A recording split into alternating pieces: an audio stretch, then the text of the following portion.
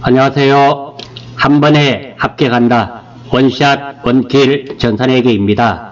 이번 강좌는 전산세무이급 88회 실무 부분을 풀이할 수 있도록 하겠습니다.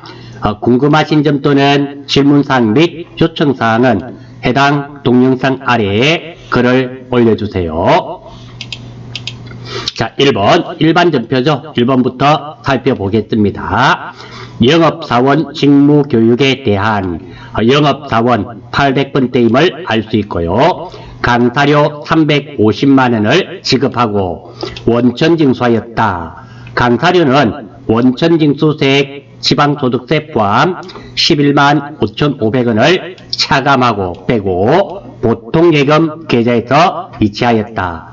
자, 이것의 간단한 거래 내용은 교육에 대한 강사료를 지급하는 내용이 되겠네요. 구체적으로 보면 영업사원 직원 교육 강사료 350만원 중 원천징수세액 11만 5,500원이죠. 5,500원 차감하고 잔액 338만 4,500원을 보통예금으로 지급한 내용이 되겠습니다. 자, 요거는 500원 오타입니다. 자, 이 문제에서 포인트 핵심은 이 원천징수가 되겠죠. 원천징수. 자, 돈을 주면서 내가 세금 성격의 것을 받는 것, 강제로 떼는 것은 예수금이 되고요. 반대의 계정이 선납세금, 자산이 되겠죠. 이거는 이자 같은 것, 돈을 받으면서 원천징수 당하는 게 되겠죠.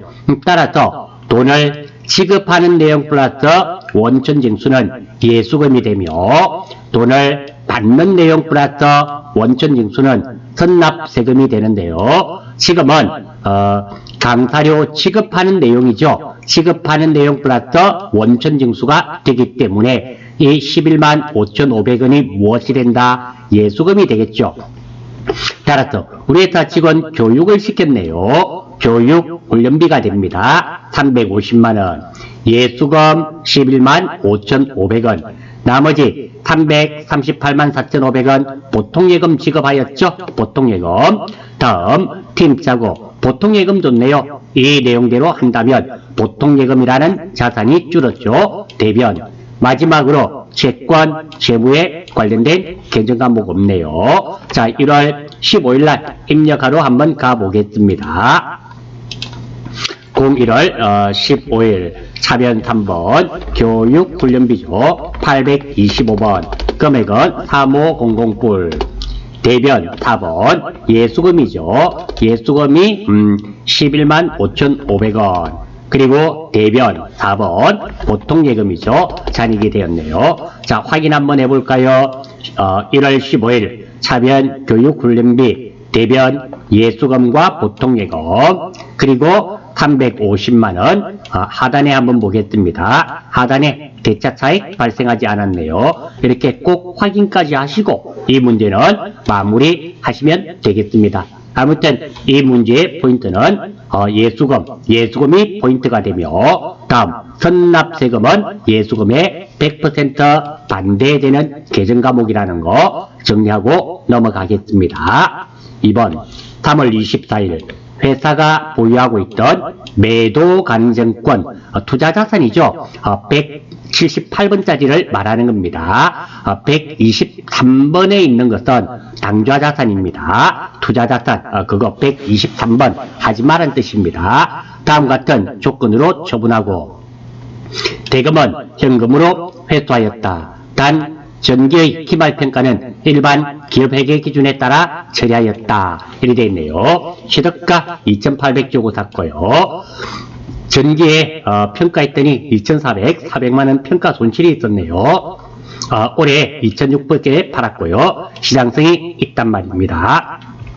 자, 이거 간단 거래 내용은 매도 가능증권을 처분하고 돈 받는 내용인데요. 자, 실무 문제에 아래의 자본 계정이 나오는 경우 반드시 반대 계정의 금액을 조회한 뒤 상제 처리한 후 처리해야 됩니다. 추가로 자본 계정들 이거 있죠. 감자 주세요. 감자 차익, 감자차손, 자기주식 처분이익, 반대가 자기주식 처분손실, 주식발행 초과금, 반대가 주식할인발행차금. 이것 말고도 매도가능증권 평가이익과 매도가능증권 평가손실은 자본 항목의 기타, 포괄, 손익, 누계익이라 그랬습니다. 이런 것들이 나타나게 되면 반드시 단계 처리를 하고 우리가 해야 됩니다. 한번 보겠습니다. 자, 먼저 취득가액 2,800만원 주고 샀네요. 취득시 분기 한번 보겠습니다. 매도가능증권 2,800만원, 그리고 현금 지급했다고 가정하겠습니다. 별 문제 없죠? 그리고 2018년 12월 31일 평가했습니다. 결산시 평가를 합니다. 매도가능증권 평가손실 400만원. 왜? 400만원 내렸잖아요. 그리고 매도가능증권이 됩니다. 따라서 결산 후 최종 정리가 어떻게 되는가를 생각해 봅니다. 자, 매도가능증권이 2,800에서 400 내렸죠. 상계 처리가 되잖아요. 그래서 차변은 매도가능증권 400, 대변은 물론 남아있는 거 현금 2,800만원 별 문제 없고, 차변에 이것도 남아있죠. 그 다른 계정 과목이니까 매도가능증권 평가손실 400만원 이렇게 납니다. 됩니다. 그래서 최종적으로 이 위에 있는 분계 두 개를 하면 우리가 장부가 이렇게 최종적으로 전산해서 정리가 됩니다. 자, 2019년 3월 24일입니다. 포인트. 분계 시 자본 계정이 나오면 반드시 반대 계정이 있는지를 확인하여 반대 계정이 있으면 상계 처리해야 됩니다. 자, 만약에 반대 계정이 없는 경우는 2,600만원에 팔았기 때문에 현금 2,600만원이고요. 반대 계정이 없었단 말은 이 거래가 없었을 경우입니다. 이게 없었을 경우는 2,800만원 주고 샀기 때문에 매도가능증권이 2,800만원이 되겠죠. 그리고 손해봤습니다. 매도가능증권 처분손실 200만원 이렇게 되는데요. 지금은 결산에서 이 내용이 있었잖아요. 있었기 때문에 이렇게 되면 안 된다라는 겁니다. 자, 반대 계정이 있는 경우입니다. 자, 일단 한번 보겠습니다. 내가 판 게 얼마짜리 나갔는 게 봐요. 자, 최종 결산하고 나면 이렇게 됐다 그랬잖아요. 자, 매도가능증권이 얼마짜리가 됩니까? 결산되고 나면은 우리 여기서 매도가능증권 400만원 줄여버렸죠. 따라서 대변은 매도가능증권 400이 됩니다. 이거 별 문제 없습니다. 두 번째, 매도가능증권 평가손실이 400만원 있었잖아요. 이거 처리해줘야 됩니다. 대변에 와서 이 두 개가 이렇게 없어져야 된다라는 거죠. 다음, 현금 받았죠? 현금 2,600만원입니다. 2,600만원 받았고, 자, 대변에는 2,800, 차변에는 2,600이잖아요. 돈이 안 맞죠? 일단 200이 되어야 되며, 다음, 이 200은 팔아서 실질적으로 손해봤기 때문에 매도가능증권 처분 손실이 된다라는 겁니다. 이렇게 돼요. 그래서 정답은 위에 있는 이것이 아니라는 겁니다. 이것은 반대 계정이 없는 경우, 즉 결산이 없었을 경우 2019년도에 구입을 했었을 경우에는 이게 맞습니다. 이게 맞았겠지만 2018년도에 결산을 했었습니다. 이걸 했었잖아요. 하게 되면 최종 정리가 이렇게 된다는 거. 왜? 같은 계정 과목이 다른 변이 있으면 큰 돈에서 작은 돈 빼고 없어집니다. 그래서 이게 없어지고 남아있는 것은 매도가능증권 2,400이 되겠죠? 2,400. 그리고 매도가능증권 평가손실 400입니다. 이게 단계 처리가 되어야 된다라는 거예요. 물론 현금은 2,600만원이며 매도가능증권 팔아서 200만원 손해봤죠. 이렇게 처리된다라는 겁니다. 조금 까다로우실 수 있는 그런 문제가 되겠네요. 자, 그래서 3월 24일날 입력하러 갑니다. 0324 차변 3번 현금이죠. 2,600 26뿔뿔. 또 차변 3번 매도가능증권 처분손실이죠. 매도 가능증권 처분손실 971번이네요. 금액이 2뿔뿔. 대변 4번 매도가능증권. 자, 여기 한번 보십시오. 매도가능증권이 이렇게 두 가지가 있습니다. 두 가지가 있는데 123번은 당좌자산이에요. 이거는 거의 사용되지 않습니다. 우리는 주로 매도가능증권은 투자의 목적으로 구입하게 됩니다. 그래서 여지까지 제가 매도 가능정권이 123번이 되는 경우를 거의 본 적이 없어요. 다 178번짜리입니다. 투자자산. 그래서 문제에서도 투자자산으로 나와 있었습니다. 178번짜리를 선택해 주시고요. 확인. 그리고 금액은 2,400이죠. 이사불불. 그리고 대변 4번 매도 가능정권 평가 손실이죠. 평가 손실. 이게 400만원. 자, 확인 한번 합니다. 자, 3월 24일 차변 현금 매도 가능정권 처분 손실, 대변 매도 가능정권, 대변 매도 가능정권 평가 손실 오른쪽에 봅니다. 둘 다 2,800만원에 맞는 문제가 되고요. 자, 이번 문제가 좀 보기보다는 조금 까다로우실 수 있는 문제입니다. 그래서 이 내용을 혹시 놓치셨거나 어려우실까 싶어서 제가 취득시, 평가시, 결산 후 최종 정리 이런 것들을 다 메모를 해두었습니다. 혹시 놓치신 분이 계신다면 이 내용 정도는 알아주셔야 되고, 이게 일반 전표에도 출제가 되지만 결산에서도 많이 출제되는 그런 문제입니다. 꼭 좀 익혀주시기를 바랍니다. 한번 보겠습니다. 6월 11일 당사는 확정급여형 퇴직연금을 가입하고 있으며 가입한 퇴직연금에 대한 이자 15만원이 퇴직연금 계좌로 입금되었다. 간단한 거래 내용은 확정급여형 퇴직연금에 대한 이자 받는 내용입니다. 구체적으로 확정급여형 퇴직연금에 대한 이자 15만원을 확정급여형 퇴직연금 계좌로 입금받은 내용입니다. 자, 여기서 우리가 퇴직연금에 관련된 거 한번 이번 시간을 통해서 한번 쫙 정리할 수 있도록 하겠습니다. 자, 먼저 퇴직연금은 크게 두 가지가 있죠. 확정급여형과 확정기여형이 있는데요. 확정급여형은 퇴직급여로 하죠. 퇴직연금 운용자산인데요. 자, 퇴직급여는 사전에 확정되어져 있는 것을 말합니다. 그리고 확정급여형은 책임은 회사가 지는 것이에요. 그래서 운영 책임은 사업주가 진다는 말로서 안정성이 확보되어 있습니다. 근로자 입장에서는 퇴직금이 확정급여형은 딱 정해져 있고요. 이익이나 손해를 보면 회사가 책임을 지는 겁니다. 하지만 확정기여형 있죠. 기여. 근로자가 퇴직금에 기여를 한단 말입니다. 그래서 수익 및 손실은 근로자가 책임을 지는 겁니다. 왜? 근로자가 기여를 하기 때문에, 근로자가 운영을 하기 때문입니다. 그래서 퇴직급여는 당연히 고정형이 아닙니다. 수익이 생기면 퇴직금을 더 받아갈 수도 있고요. 손실이 발생하면은 작게 받아갈 수도 있단 말입니다. 자, 계정 과목은 확정급여형, 확정기여형이 있는데요. 항상 급여에다가 포인트를 맞추시면 됩니다. 말과 계정 과목에는 급여가 한 번만 나옵니다. 확정급여형 나왔으니까 급여란 글자가 나왔기 때문에 계정 과목에는 급여란 글자가 나오면 안 됩니다. 그래서 퇴직연금 운용자산이 되고요. 확정기여형이니까 여기에는 급여란 말이 없죠. 그래서 계정 과목은 퇴직급여, 반드시 계정 과목의 급여.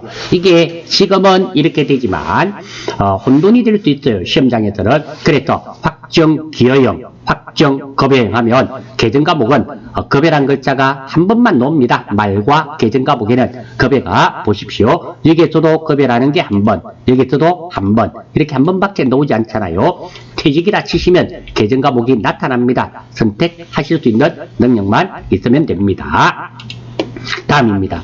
자, 이 회계 처리를 제가 이렇게 정리를 해 두었는데요. 자, 일반적으로 시험에는 이게 많이 나왔죠. 자, 먼저 확정급여형입니다.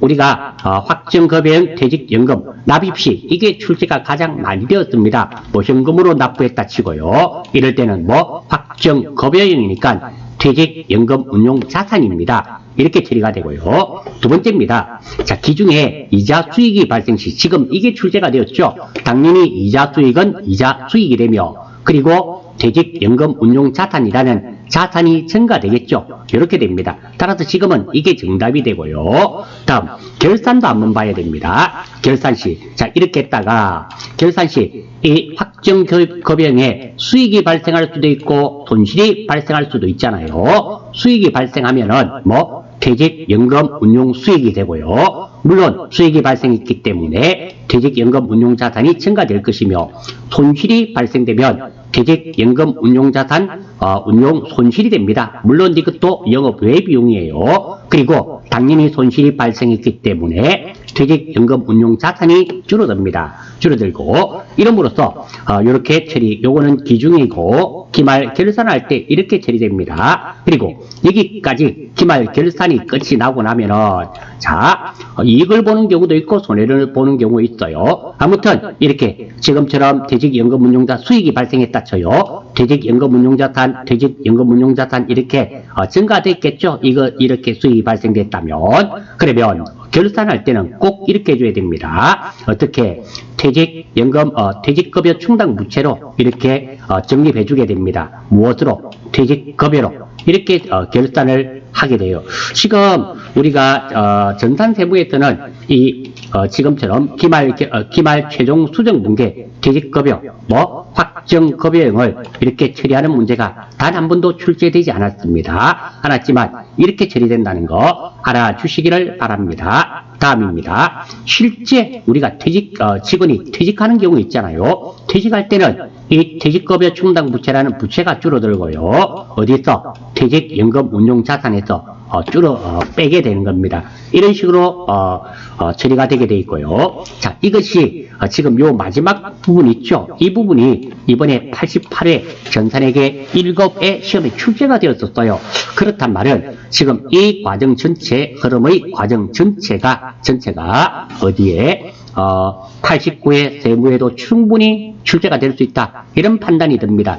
대부분 여지까지는 확정급여형, 확정기여형 하면 이것만 출제가 되었었어요. 이것만 대부분이 출제가 되었는데 지금 보니까 이 문제가 세무에 출제가 되었고 그리고 실제 퇴직하는 부분 이 부분도 전산회계 1급의 일반전표에 출제가 되었습니다. 88회에. 그러니까 여러분들은 앞으로는 출제 자주 시키겠다 이런 의도로 받아들이시고 이 전체적인 흐름을 반드시 익혀주시기를 간절히 바랍니다. 아울러서 확정기여형은 쉽죠. 확정기여형은 확정기여형 퇴직연금 납입 시 현금 기여형이니까 차변에 급여란 글자가 나와야 되겠죠. 퇴직급여 됩니다. 그리고 확정기여형인 경우는 퇴직금이 이 처리하는 순간 퇴직 처리가 된 걸로 생각하시면 됩니다. 그래서 기말 결산도 없고요. 실제 퇴직 시 회계 처리도 없습니다. 왜? 이미 이때 주면서 퇴직한 걸로 처리가 되어버리기 때문에 따로 우리가 해줄 게 없다라는 겁니다.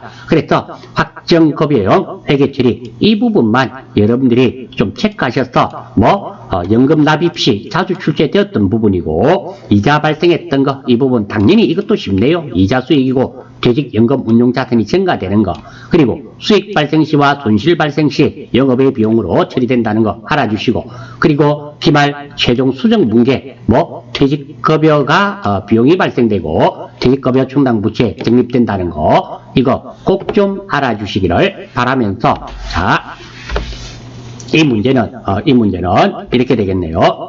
대변이 이자 수익 별 문제 없죠? 그리고 퇴직연금 운용 자산이 되겠습니다. 몇 월 며칠 6월 11일 입력하러 가겠습니다. 0611 차변 3번 퇴직이라 치면 나타나죠.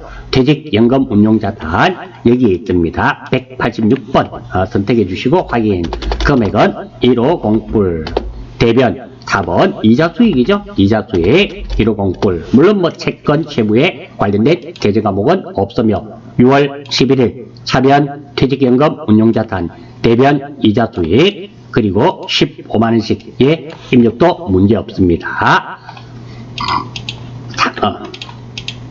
4번 한번 보겠습니다. 7월 9일 단기 투자 목적으로 주식시장에 상장되어 있는 중앙의 주식을 주당 13,000원의 가격으로 1000주를 매입하였으며 이 매입 과정에서 카오증권에 8만 원의 수수료가 발생하였다. 주식 매입과 관련된 모든 대금은 보통예금에서 이체하여 지급하였다. 자, 이 문제는 포인트가 두 가지입니다. 가장 큰 포인트는 단기 투자 목적으로 자 주식을 구입을 했어요. 하나, 이게 1번.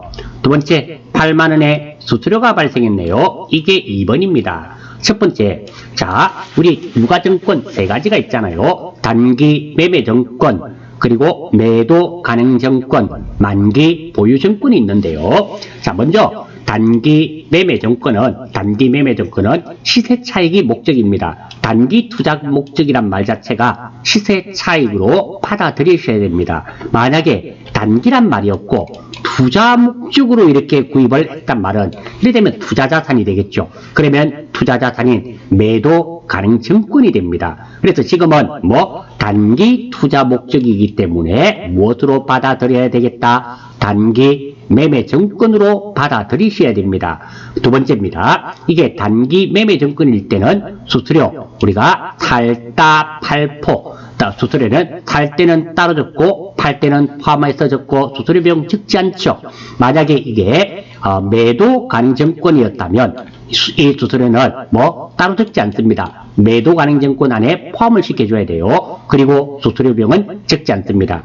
이것이 가장 큰 문제, 이 문제의 핵심이라는 겁니다. 자, 간단 거래 내용은 단기 투자 목적의 주식을 구입하고 돈을 지급한 내용입니다. 구체적으로 이 단기 투자 목적이니까 자, 투자의 목적과 단기 투자 목적은 다르다는 겁니다. 단기 매매증권 1,300만 원을 구입하고 수수료 8만 원과 함께 보통예금으로 지급한 내용, 보통예금 1,308만 원 별 문제 없고요.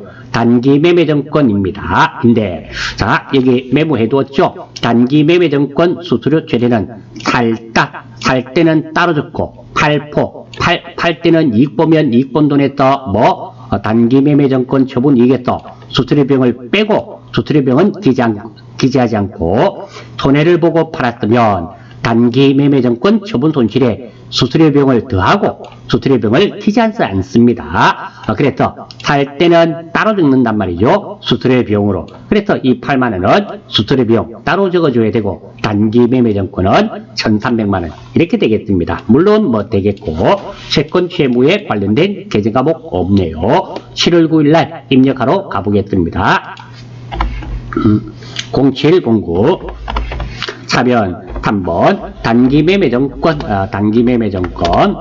금액은 13뿔뿔. 또 차변 3번 수수 이거 잘 하셔야 됩니다. 이 수수료 비용이 어떤 거 800번대가 아니라는 거예요. 984번 이 수수료 비용이라는 겁니다. 영업 외 비용입니다. 선택해 주시고 이 금액이 얼마? 80뿔. 그리고 대변 4번 보통예금 예, 별 문제 없네요. 입력된 거 확인. 7월 9일 문제 없고요. 단기 매매증권 문제 없고 차변 수수료 비용 984번짜리입니다. 대변 보통예금 문제 없고요. 금액 둘 다 차변 대변 맞죠? 아무 문제 없네요. 이 문제 이렇게 정리하고 넘어가겠습니다. 5번 12월 15일 전기에 작년에 제품을 수출한 수출을 했죠. 스타사의 외화 외상 매출금 10만 불이 전액 보통예금으로 입금되었다. 전기말 적용 환율은 1달러당 1,200원으로서 외화자산, 외화 부채 평가는 적절하게 이루어졌고 그러니까 외화 환산 손실은 다 됐단 말입니다. 다음 회수시 적용 환율은 달러당 1,100원이다. 단 외화 외상 매출금은 외상 매출금 계정 과목으로 반영할 것. 그러니까 우리는 외화 외상 매출금이지만 외상 매출금으로 받아들이면 된다. 왜? 문제에서 외상 매출금 계정 과목으로 반영할 것. 이렇게 조건이 주어졌죠. 항상 문제에서 주어진 조건대로 우리가 문제를 해결해야 됩니다. 자, 먼저 이 내용은 간단하게 외상 매출금 받는 내용입니다. 구체적으로 외상 매출금 1억 2천만 원이에요. 왜? 10만 불인데 전기의 환율이 얼마였다? 1200원 곱해버리면 1억 2천이죠. 받아야 되는데 1억 1000만원 받았습니다. 10만 불인데 오늘의 환율이 뭐 1100원이니까 1억 1000만원이죠. 보통 예금으로 받고 10만원 손해본 내용이 됩니다. 자, 그래서 이렇게 외환을 실제로 주고받으면서 이익 혹은 손해를 보는데요. 이익을 보면 외환 차익, 손해를 보면 외환 차손이 되고요. 외환 차익, 외환 차손은 주로 일반 전표에 이용이 되며 기말 결산에 이렇게 달러가 놓으면 뭐 평가하는 거죠. 외화를 가지고 있으면서 이익이나 혹은 손해를 보는 건데요. 이익을 보면 외화 환산이익, 손해를 보면 외화 환산 손실이 되며 그리고 외화 환산이익, 외화 환산 손실은 주로 결산 시에 나오는 계정 과목입니다. 자, 출발 한번 해볼게요. 일단 외상 매출금 1억 2천만 원 받는 내용이네요. 별 문제 없죠? 그리고 보통 예금으로 1억 1천만 원 받았죠? 보통 예금 1억 1천만 원 받는 것도 별 문제 없네요. 우리 손해봤잖아요. 실제로 주고받으면서 손해를 보니까 뭐 외환 차손 1천만 원이 되겠습니다. 다음, 자, 보통 예금 돈 들어왔으니까 팀 짜고 보통 예금 자산이 증가되어서 차별이며 채권, 채무에 관련된 계정 과목 하나 있죠? 외상 매출금. 누구한테 받는 겁니까? 스타사죠? 스타. 그렇죠. 걸어줘야 되겠네요. 구분은 3번, 4번. 뭐 평범한 문제가 되겠습니다. 12월 15일날, 12월 15일날. 차변, 보통 예금 1억 1천만 원입니다. 110 뿔뿔. 차변 3번, 외환이죠. 외환 차손. 차손 얼마? 1천만 원. 10 뿔뿔. 대변 4번, 외상 매출금이죠. 외상 매출금 108번이죠. 그래서는 스타, ST. 그리고 그 금액은 1억 2천만 원. 자, 확인하러 갑니다. 12월 15일. 차변, 보통 예금, 차변, 외환 차손. 대변, 외상 매출금, 스타, 거래처 걸려 있고요. 차변되면 금액이 같네요. 대차 차익 발생하지 않았죠. 예, 이름으로써 일반 전표는 5문제 마무리 지을 수 있도록 하겠습니다. 제가 전반적으로 볼 때 1번 뭐 평범한 거고요. 2번이 조금 어렵습니다. 2번이 조금 난이도 있는 문제고요. 3번이 그것도 정답은 크게 문제가 없고 다만 3번 같은 문제는 3번은 이 문제보다도 이 내용을 좀 익혀주시기를 바랍니다.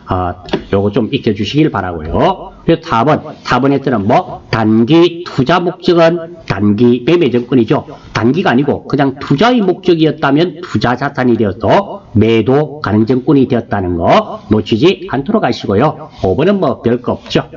자, 매입 매출 전표 한번 살펴보겠습니다. 7월 1일입니다.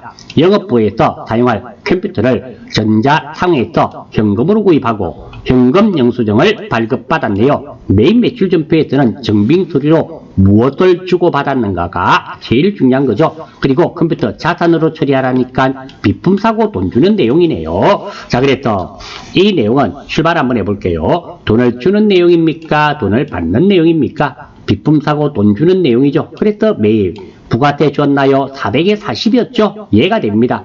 이렇게 매입이면서 부가세 줬을 때 예일 때는 반드시 불공사유인가 물어봐야 됩니다. 비품은 불공사유가 아니죠. 증빙서류로 무엇을 받았습니까? 현금 영수증 받았죠. 그래서 현과 그리고 매입과 현과가 합쳐지니까 매입 현과가 되겠습니다. 공급가 400에 부가세 40별 문제 없고요. 즉 전자상해이며 현금 영수증이니까 당연히 전자는 아니죠. 붕괴는 지금 알 수 없습니다. 자, 다음 이 내용은 비품 사고 비품 구입하고 돈 지급한 내용이 되며 비품 400만원과 부가세 40만원을 구입하고 현금으로 지급한 내용입니다. 따라서 현금 440만원 문제 없고요. 비품 400에 부가세 40만원 문제 없고 팀 짜고 현금이 나갔으니까 대변.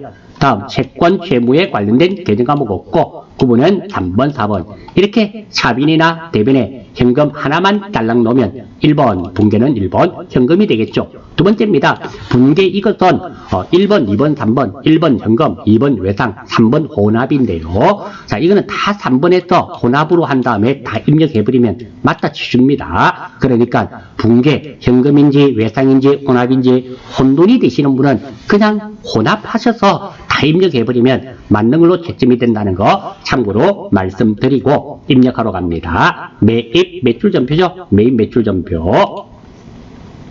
7월 1일이네요. 0701. 자, 매입이면서 현금과세죠. 매입이니까 이기죠. 현금과세 61번입니다. 61번. 다음, 품목수량은, 품목수량 단가는 채점 대상이 아니고요. 그리고 이것이 현금이나, 이것이, 현금과세나 카드인 경우는 공급 대가를 입력하시면 나누어서 자동으로 입력이 됩니다. 자, 일단 저는 400만원으로 한번 잘못 입력해 볼게요. 4뿔뿔. 자, 입력했더니 돈이 이렇게 나뉘어졌죠. 틀렸잖아요. 실망하실 필요 없습니다. 440을 알고 계시면 그대로 입력하시고 틀리면 다시 4뿔뿔에 얼마 400뿔 고쳐주시면 됩니다. 그리고 회사 이름은 누구였나요? 전자상해네요. 전자상해. 예, 문제 없고요. 전자는 당연히 아니고 분계는 몇 번? 1번. 자, 차변. 차변이 뭐? 원재료가 아니죠. 비품이 되겠죠. 비품. 이렇게 고쳐주고요. 그리고 확인은 꼭 하셔야 됩니다. 세상에 믿을 사람 없습니다. 7월 1일 맞고요. 내 눈만 믿어야 돼요. 내 눈으로 보지 않은 것은 절대로 믿어서는 안 됩니다. 매입 평가 맞고요. 400에 40 문제 없고요. 전자상에 문제 없고 현금 문제 없고요. 하단입니다. 하단에 출금됐죠. 현금으로 줬단 말입니다. 비품 부가세 대금금 예, 400에 440 문제 없네요. 출금이란 말이 뭐 현금으로 나갔단 말이죠. 예, 뭐 평범한 문제, 어려운 문제는 아니네요. 자, 2번 7월 21일 주 서울지게차로부터 공장에 사용할 지게차 차량 운반구를 구입하고 차를 구입하고 전자 세금 계산서를 발급받았네요. 매입 매출 전표에 입력하시오. 외상대금은 미지급금으로 처리할 것. 한번 볼까요? 서울지게차한테 차량 운반구 샀죠? 날짜는 7월 20일이고 21일이고 공급가 3,500에 부가세 3,850만원인데 외상 미수금이니까 돈 안 줬죠. 그래서 이것은 무엇을 한다? 당연히 미지급금이 또 맞죠. 가르쳐도 주네요. 자, 한번 보겠습니다. 이 내용도 똑같습니다. 돈을 주는 내용입니까? 돈을 받는 내용입니까? 차량 운반구 구입했잖아요. 돈 주는 내용이니까 매입. 두 번째, 부가세를 지급하였나요? 줬죠? 예. 불공 사유에 해당됩니까? 이는 승용차가 아니잖아요. 지게차 차량 운반구죠. 그래서 아니오가 됩니다. 증빙 처리로 무엇을 받았습니까? 전자는 뺐습니다. 세금 계산서 디폴트가 전자죠. 그런데 종이도 있긴 있습니다. 잘 보셔야 돼요. 제가 여기는 세금 계산서로 적었습니다. 그리고 세금 계산서를 주고받으면 과세가 되겠죠. 그래서 따라서 매입과 플러스 과세하니까 매입 과세가 됩니다. 3,500에 350 서울지게차 전자 맞죠? 분계는 지금 알 수 없습니다. 이 내용은 차량 운반구를 구입하고 돈 지급한 내용입니다. 구체적으로 차량 운반구 3,500만원과 부가세 350만원을 구입하고 돈은 못 줬죠? 미지급금으로 한다 그랬습니다. 차량 운반구는 계정과목이 차량 운반구이며 부가세 줬으니까 부가세 대급금. 다음 돈 못 줬죠? 미지급금 3,850. 아무런 문제 없네요. 아주 평범한 문제입니다. 입력하러 가겠습니다. 7월 21일. 유형 매입과세죠. 51번 매입과세 찾으시면 됩니다. 51번 품목수량 단가 필요 없습니다. 3,500에 350 맞는지 확인을 하면서 넘어가시는 게 좋아요. 이게 서울 누구였습니까? 서울지게차죠. 서울지게차 맞고요. 전자 맞으니까 1번 분계는 몇 번? 3번 차변 차량 운반구죠. 차량 운반구 3,500이고요. 계정과목 바꿔주시고 4번 대변 미지급금이죠. 미지급금 예, 거래처도 바꿔줄 필요 없네요. 자, 확인 한번 하러 갑니다. 7월 21일 문제 없고요. 파란색 매입 문제 없습니다. 과세 맞네요. 3,500에 350 서울지게차 맞고요. 전자 맞고 호남 맞고 하단. 자, 차변 부가세 대급금 차량 운반구 예 맞습니다. 대변 미지급금 맞습니다. 그리고 3,850씩 문제 없네요. 자, 이게 별거 아닌 것처럼 보이지만 확인하는 거 사실 중요합니다. 저도 입력하다 보면 실수로 이 계정과목 다른 거 선택하는 경우가 간혹 있습니다. 그런 경우도 있어요. 이렇게 확인을 하면 찾아지는데요. 확인하지 않으면 찾을 수가 없죠. 그래서 나는 분명히 가채점 해봤는데 한 80점 정도 됐는데 실제로 점수는 67점이더라. 이런 경우가 있다라는 겁니다. 그런 것들을 없애야 되겠다. 이렇게 말씀드리면서 이번도 넘어가겠습니다. 평범한 문제. 3번 8월 9일 미국 외국 나왔죠. 외국인 오면 한 3개 중에 1개가 되겠죠. 영세, 수입, 수출 뭐 이 3개 중에 1개일 겁니다. 벤토사로부터 수입한 상품과 관련하여 부산세관, 세관 나왔습니다. 여러분들 시험 치실 때 세관 이야기 나오는 건 딱 하나밖에 없습니다. 세관에 부가세 납부하는 거죠. 무조건 수입이죠. 그래도 확인을 해봐. 무조건은 표현이 너무 심하고요. 대부분의 경우 이렇게 문제 인천세관, 양산세관, 부산세관이 나오면 대부분 수입입니다. 그로부터 과세표준 3천만원, 부가세 별도 300만원이죠. 수입전자세금계산서 여기도 나왔죠. 수입전자세금계산서를 수취하고 부가가치세는 보통예금에서 이체하였다. 단 재고자산의 회계처리는 생략할 것. 자, 이거 돈 주는 내용입니까? 돈 받는 내용입니까? 돈 주는 내용입니다. 부가세 지급했습니까? 줬죠. 별도니까 얘가 됩니다. 불공사유인가요? 아니죠. 증빙수리로 무엇을 받았습니까? 수입세금계산서 받았지 않습니까? 그래서 수입. 합치면 매입이면서 수입입니다.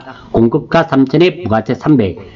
부산세관에 부가세 납부하는 거죠. 전자 맞고요. 붕괴는 알 수 없고.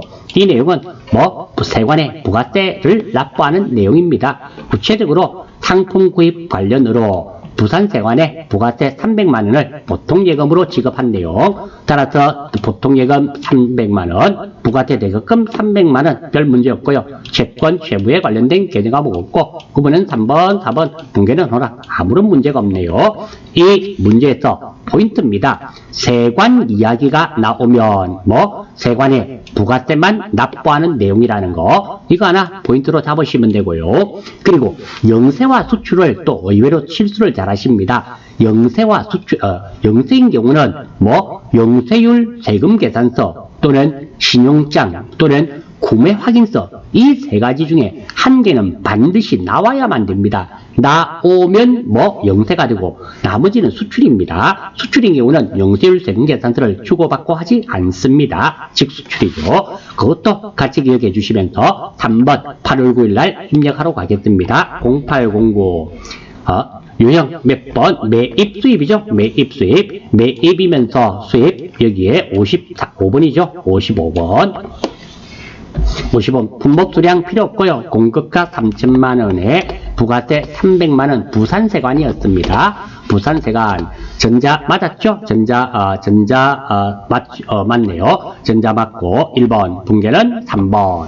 자, 차변 부가세 대급금은 맞고요. 대변 답은 보통예금으로 줬죠. 300만원 아무 문제 없네요. 다시 한 번 더 확인하러 갑니다. 돈을 찍으면 좋죠. 자, 매입이면서 수입 확인됐네요. 3천에 300인데 이 300만원을 부산세관에 납부하는 거죠. 별 문제 없고요. 전자 맞고 혼합 맞고 그리고 하단 분계 차변이 부가세 대급금 대변이 보통예금 아무런 문제가 없네요.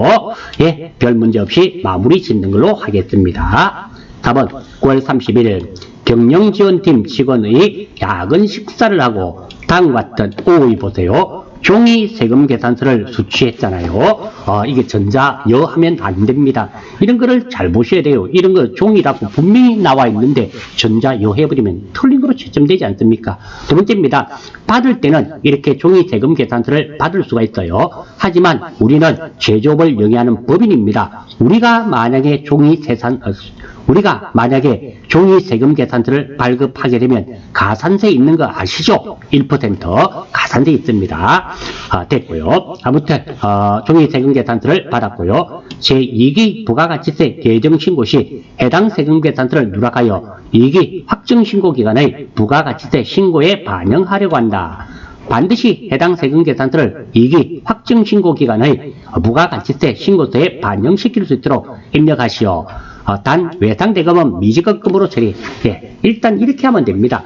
일단 이거에 매입 매출 전표를 발생을 시킨 다음 그리고 부가가치세 2기 확정신고에 반영을 해주면 됩니다. 반영하는 부분은 예전에 한번 나왔는데 자주는 출제 안 되는데요. 나왔네요. 어렵지 않습니다. 일단 메인 매출 전표부터 해결하고 그리고 그 내용을 2기 확정신고에 반영하겠습니다. 한번 보겠습니다. 날짜는 9월 30일이고요. 100만원에 10만원이고 외상미수금 돈 안 줬단 말이죠. 돈 안 줬네요. 그리고 110만원 별 문제 없습니다. 세금계산서 받았습니다. 전자가 아닌 거예요. 자, 한번 보겠습니다. 자, 돈을 주는 내용입니까? 돈을 받는 내용입니까?